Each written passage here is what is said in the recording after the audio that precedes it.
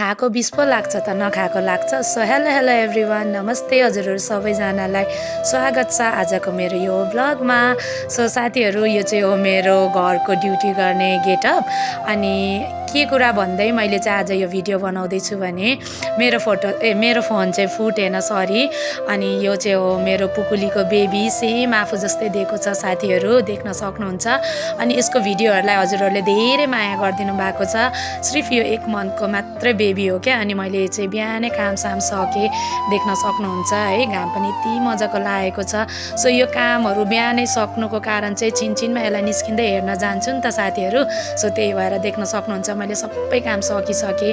अनि आज चाहिँ यो भिडियोमा चाहिँ म एउटा कुरा सेयर गर्दैछु हजुरहरूलाई।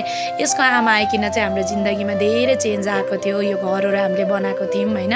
सो अब यो आएर चाहिँ के हुन्छ लेट्स सी। अनि म चाहिँ दिनभरि योसँग यसरी नै खेल्दै ओर्दै काम सकेर चाहिँ म दिन बिताउँछु साथीहरू।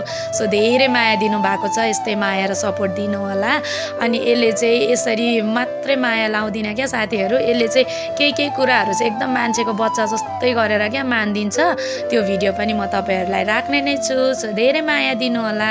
अनि म चाहिँ नुहाइ गरिकन आज चाहिँ मैले नेल सेल काटेँ। अब यसमा चाहिँ आर्टिफिसियल लाउने मन छ। सो कस्तो हुन्छ